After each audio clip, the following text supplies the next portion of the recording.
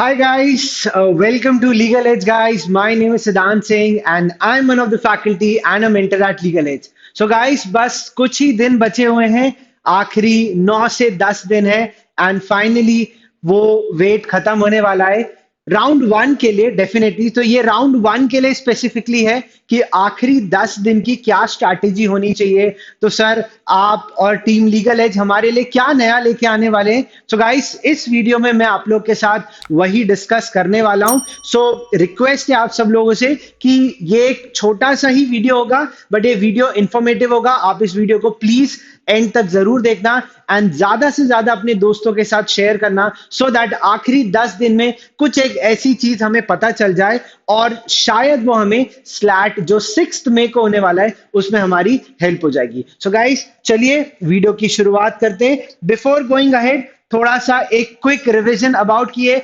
Slate वाला जो मेरा एग्जाम है, ये एग्जाम यस 6 को होने वाला है। Everyone is ready. Second round 14 मई के लिए है।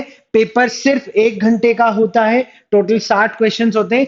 1 मिनट 1 क्वेश्चन की सारी कहानी है। यहाँ पे कंप्यूटर बेस्ड है, but yes what is important is इसमें कोई भी नेगेटिव मार्किंग नहीं होगी। So the most important point over here is paper छोड़ के नहीं आना है, ठीक है। सो 5 इयर्स एलएलबी के लिए ये एग्जाम है एंड WATPI क्या होगा, कब होना करना चाहिए इसकी प्रिपरेशन, ये सब यहाँ पे क्लियरली मैंने मेंशन किया है कि स्लैट के बाद ही इस पे ध्यान देना आपके लिए बहुत ज्यादा जरूरी है। सो राउंड वन वालों के लिए ये एक बहुत बड़ा चैलेंज है कि पेपर में क्या आने वाला है, क्योंकि राउंड टू वाले बच्चों के लिए लगेगा ठीक है यार, वन वालों से पूछ लेंगे कैसी प्रिपरेशन रही, बट डोंट वरी, हम आप लोग को जरूर बताएंगे कि पेपर कैसा रहा, उसमें किस टाइप के क्वेश्चंस पूछे गए थे। तो डेफिनेटली राउंड टू के लिए हेल्प हो जाएगी। So this is what the paper pattern is about. We have most important 5 sections: logical, analytical, legal, reading and general knowledge. Sections आप सब लोग को ऑलरेडी याद हो गए होंगे। 12 क्वेश्चन हर सेक्शन में आते हैं। एक क्वेश्चन का 1 मार्क रहता है। 60 क्वेश्चंस 60 मार्क्स के हैं, 60 मिनट में करना है। तो ये सिंपल सा फंडा है, बट इनमें जो पेपर में हमें ध्यान रखना है, जिसमें सबसे इंपॉर्टेंट है कि भाई आप पूरे पेपर का सीक्वेंस किस तरीके से रखने वाले हो। सो कंप्यूटर बेस्ड टेस्ट है। आप लोगों को ऑलरेडी स्लैट के जितने मॉक्स आप लोगों ने दे दिए होंगे वो इसी पैटर्न पे बेस्ड होंगे। सो आप सब लोगों को उन्हीं मॉक्स को अच्छे से एनालाइज करना है एंड मेजरली इन सेक्शन में आपको जो सबसे इंपॉर्टेंट चीज है, मैंने पेपर पैटर्न इसलिए यहां लिखा है कि हर सेक्शन आपको वापस से सामने दिख जाए और इन सेक्शन में आप लोगों की मेजर मिस्टेक्स क्या हो रही हैं, प्लीज प्लीज प्लीज उन मिस्टेक्स को नोट कर लो। क्या मैं रीडिंग में ज्यादा टाइम ले रहा हूं आरसीज में? तो डेफिनेटली मुझे उन पे ध्यान देना ज्यादा जरूरी है। क्या मेरा जीके जो पिछले ही 2-3 महीने का जीके वो मैं अच्छे से नहीं पढ़ पा रहा हूं, या मैं उसको रिकॉल नहीं कर पा रहा हूं? सो अगर ये आपकी गलती है, अगर मैं अपनी गलती को नोट डाउन कर लेता हूं हर सेक्शन में, तो डेफिनेटली मैं उस पर काम कर पाऊंगा। तो आप जीके के रिवीजन आपको करना पड़ेगा।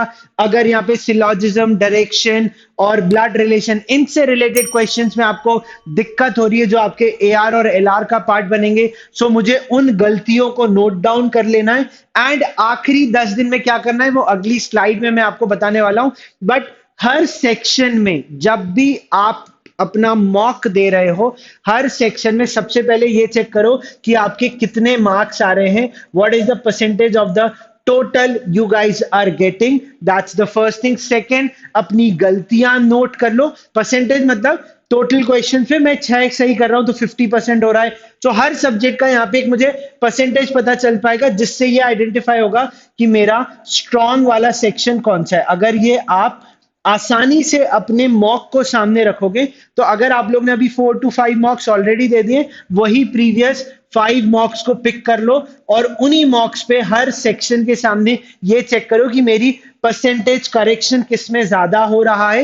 ये पहली चीज, गलतियां क्या हो रही हैं जिस वजह से मेरा परसेंटेज कम है, कौन सा सेक्शन स्ट्रांग है, देन कौन सा सेक्शन वीक है, वीक में भी मेजरली क्या गलतियां हो रही हैं। तो अब आखिरी 10 दिन में मुझे सिर्फ उन्हीं वीक सेक्शंस की मिस्टेक्स पे काम करना जरूरी है। So here is the strategy for everyone।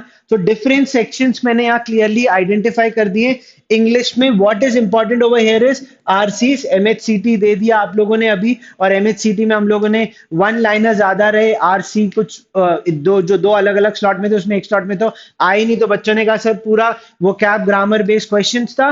But अब मुझे फोकस किसके पे करना है, आरसी तो आखिरी 10 दिन में ज्यादा से ज्यादा रीडिंग कॉम्प्रिहेंशन के क्वेश्चंस पे फोकस करना जरूरी, क्योंकि स्लैट के पैटर्न में वही जरूरी है। तो अगर आपने ये अभी नहीं कर रहे हो, आप सिर्फ वोकैब और ग्रामर के क्वेश्चंस पे फोकस कर रहे हो, ये तो करना ही है, but what is important is again focusing more on reading it. तो इसके लिए आप न्यूज़पेपर रीडिंग की हैबिट को वापस से यू कैन डू इट, क्योंकि इससे हेल्प क्या होगा, आपकी रीडिंग हैबिट वापस आ जाएगी। तो दिन में अगर आधे घंटे से 45 मिनट भी अगर आखिरी 10 दिन में you are just going through the editorial part and any newspaper which you want to go for, don't even go for the Hindu वगैरह पे जाने की जरूरत नहीं है, but just to keep yourself into the habit, या आर्टिकल रीडिंग कर लो मैगजीन उठा के, बट बहुत ज्यादा कुछ नया नहीं करना है। जो ऑलरेडी रिसोर्सेज आपने क्लैट, एलेट, एमएचसीटी के टाइम पे जो आइडेंटिफाई किए थे, उन्हीं पढ़े हुए आर्टिकल्स को वापस से रीड कर लो, एंड देन फोकस आपके इंग्लिश के रीडिंग कॉम्प्रिहेंशन पे। देन आपके एआर और एलआर में अगर मेजरली मैं बोलूं,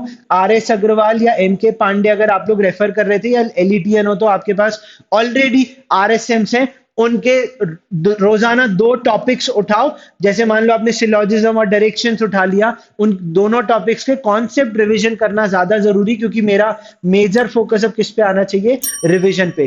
practice, yes it is required कि हम अभी इन 10 दिन में अगर मैं बोलूं 2 से 3 मॉक ज्यादा से ज्यादा देना है बस, और ज्यादा। बट एक आपका ना, जब मैंने पूरा रिवीजन कर लिया, लास्ट डेज पे आपको कुछ भी ऐसे करने की आवश्यकता नहीं है। मतलब अगर 6 मई को पेपर है तो यस 4th तक आप ये डेफिनेटली चीज कर लेना, 4th मई तक, बट 5th मई को लेके बैठ गए 6 मई को, ऐसा नहीं करना है, क्योंकि तब थोड़ा रिलैक्स वाला टाइम आपको रखना बहुत ज्यादा जरूरी है। सो दैट इज व्हाट अभी आपको करने, तो ये अप्रैल का प्लान आप बना लो, एंड देन मई में एक आधी मॉक अगर दोगे तो सही रहेगा। अभी 2 मॉक दे दो, मई में 1 मॉक दे देना, मोर देन सफिशिएंट रहेगा, क्योंकि बहुत ज्यादा मॉक की प्रैक्टिस करने से भी हमारे दिमाग में लेथार्जीनेस आ सकती है, थोड़ा दिमाग सैड हो सकता है, बट हमें थोड़ा बूस्टेड रहना ज्यादा जरूरी है आखिरी 10 दिन में। So that is what, AR और एलआर में कॉन्सेप्ट रिवीजन पे ज्यादा फोकस करो, प्रैक्टिस भी करना है, बट मॉक में प्रैक्टिस करना वुड बी सफिशिएंट, पूरा पूरा उठा के करने की जरूरत नहीं है। लीगल में डेली एक टॉपिक उठाओ, ऑलरेडी मैंने मास्टर प्लान वाले वीडियो में डिटेल में ये चीज बताई थी, नहीं देखा तो जाके देख लेना, वहां पे टॉर्ट, क्रिमिनल, कॉन्स्टी, कॉन्ट्रैक्ट्स, ये जितने भी टॉपिक्स हैं, इन टॉपिक्स को वापस से रिवाइज कर लो।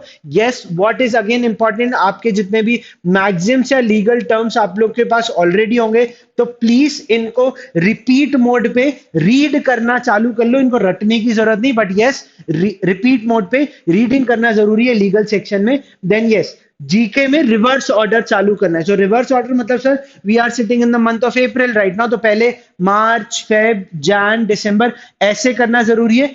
सबसे ज्यादा फोकस प्रीवियस 6 मंथ्स पे अभी कर लो, पहले इसको निपटाना है। मैं ये नहीं कह रहा 1 ईयर का छोड़ने को नहीं बोला, बट पहले प्रायोरिटी 6 महीने के रिवीजन पे ज्यादा फोकस कर लो, एंड जैसे ही ये रिवाइज हो जाएगा देन उसके प्रीवियस 6 मंथ, क्योंकि मैंने लास्ट टाइम ही बताया था जुलाई 2022 ऑनवर्ड्स आप लोग को जीके पे ज्यादा ध्यान देना जरूरी है। सो ऑलरेडी आप लोगों ने 1 लाइनर्स अच्छे से पढ़ ली होंगे, स्टैटिक की पढ़ाई कर ली होगी, जितने भी नोट्स आप लोग के पास बन गए अब सिर्फ उसको रिवाइज करना है। कोई भी, यहाँ पे डिस्क्लेमर पहले दे रहा हूं, कोई भी नई बुक नहीं उठानी है, कोई भी नया स्टडी मटेरियल नहीं लेना है। हाँ, मॉक अगर आपको मिल जाता है चलेगा, but please do check it कि मॉक आप किस सोर्स से ले रहे हो। अगर आपने ऑलरेडी लीगल एज के ओएलईटी बैच का पार्ट बने हो तो उसमें ऑलरेडी मॉक्स हैं, बच्चे ऑलरेडी 1 महीने से मॉक दे ही रहे थे। जिनके पास अगर मॉक की शॉर्टेज हो रही है, don't worry about it, previous mocks ही एमएचसीटी का उठा लिया, उसमें आपको अपना लीगल हो जाएगा, इंग्लिश की वो कैब ग्रामर का रिवीजन हो जाएगा, लॉजिकल का रिवीजन हो जाएगा, तो ऑटोमेटिकली आपको ये हेल्प हो जाएगी एमएचसीटी के मॉक से ही। उनके एनालिसिस देख लेना बस, और इन डेप्थ जाने की जरूरत नहीं। और जो पिछले स्लैट के मार्क्स आपने ऑलरेडी दे दिए थे, ये एक फीलिंग जरूर आपको आएगी कि यार ये तो मुझे आता ही है, ये मुझसे बन ही रहा है, वी कैन अंडरस्टैंड, क्योंकि इतने टाइम से आप लोग पढ़ रहे हो, सब चीज सिमिलर ही लगने लग जाएगी। और यही कॉन्फिडेंस है बच्चों कि अब आप लोग रेडी हो गए हो, ठीक है। बस इसी चीज को कंसिस्टेंट रखना है आगे 9 से 10 दिन जो आपके पास हाथ में, कोई भी खलबली मचाने की बिल्कुल जरूरत नहीं है, ठीक है। देन यस, अभी बहुत सारे सवाल आ रहे हैं सर, WAT PI के लिए कैसे प्रिपेयर करें। देखो मैं इस बात को मानता हूं कि 1 साल से करंट अफेयर्स पे आप लोग अच्छे से ध्यान दे ही रहे हो, न्यूज़पेपर भी रीड कर ही रहे हो, स्टैटिक का भी पार्ट है, लीगल की भी तैयारी चल रही है, and you guys are being updated about different sources, कहाँ कहाँ से क्या क्या चीजें आ रही है। सो गाइज मुझे ऐसा लगता है अगर आप लोग को इनके टॉपिक्स और पीआई अगर हम इसे स्लैट के बाद डिस्कस करें तो कैसा रहेगा। सही बात है ना भाई। देखो तो इन पे बिल्कुल भी स्ट्रेस देने की जरूरत नहीं कि मुझे अभी से WAT करने की जरूरत है, अभी से पीआई की प्रैक्टिस, बिल्कुल जरूरत नहीं है, क्योंकि आखिरी 10 दिन पे इस पे फोकस करने की कोई रिक्वायरमेंट ही नहीं है। So that is what one of the suggestion from my and. So I just gonna recall everything, जितना पढ़ा हुआ जिन सोर्सेज से पढ़ा है उन्हीं को प्लीज रिवाइज करना जरूरी है। जो अपन ने ऑलरेडी गलतियां आइडेंटिफाई करी है हर सेक्शन में, उन गलतियों पे ही मुझे काम करना है। मुझे और कुछ एक्स्ट्रा माइल जाके आखिरी 10 दिन में नहीं करना है, क्योंकि कुछ नया किया, मान लो डिफिकल्टी लेवल ज्यादा था, आपके साथ कुछ गड़बड़ी हो गई, तो एंड मोमेंट पे आप ही परेशान होगे, ठीक है। एंड एक बहुत ही इंपॉर्टेंट चीज आपको बता रहा हूं, स्लैट तक इसके कमेंट सेक्शन पे हम 24 घंटे आप लोग के लिए अवेलेबल रहेंगे। एली के जो मेंटर्स है, मेंटरिंग टीम है, एली चाणक्याज है, वो हमेशा आपके लिए अवेलेबल रहेंगे। सो जितना ज्यादा आप इसमें कमेंट करके बताओ कि मेरी ये प्रॉब्लम है, मुझे इसका सोल्यूशन दे दो, we will be there till the date आपका एग्जाम होता है, क्योंकि यूट्यूब पे हम आपसे इसी तरीके से कनेक्टेड रह सकते हैं। So this is what I can tell each one of you. अगर आप एलईटी है ना, तो आप ऑलरेडी एली चाणक्य का पार्ट हो गए, तो वहां आप अपनी प्रॉब्लम्स पोस्ट कर सकते हो। बट अगर फिर भी कोई बच्चा होता है सर मैं एलईटी हूं, मेरी मदद कौन करेगा, गाइस कमेंट सेक्शन पे बोलो, पब्लिक प्लेटफॉर्म है, हम उसका रिप्लाई देंगे, हम यही हैं, हम आप ही के साथ हैं अंत तक। एंड यस, एक बहुत इंपॉर्टेंट बात, 2 दिन पहले ही एडमिट कार्ड ऑलरेडी आ चुके हैं लीगल एज के टेलीग्राम चैनल पे, आज ही नोटिफिकेशन भी आ गया, लिंक प्रोवाइड किया है, जाओ एडमिट कार्ड डाउनलोड कर लो, एक कलर कॉपी रखना, एक और कॉपी अपने पास रख लेना एग्जाम पे जाने के पहले। गाइस बिल्कुल घबराना नहीं है, तुम लोग फोड़ के आने वाले हो, बिल्कुल चिंता नहीं करनी है। एंड यस, SLS पुणे जाने का बिल्कुल जो मन बना लिया है, उसके बीच में कोई भी नहीं आएगा। सो गाइस आई होप आप सब लोग को वीडियो अच्छा लगा। एंड अगर आप लोग को फिर भी कोई प्रॉब्लम है, क्वेरी है, any concern which you guys still have, please comment section पे जरूर बताइए। आपके सिद्धांत सर हमेशा आपके साथ रहेंगे। Bye bye, take care, wish you all the best, don't worry, we are always there for you people. Bye bye, Siddhant sir signing of.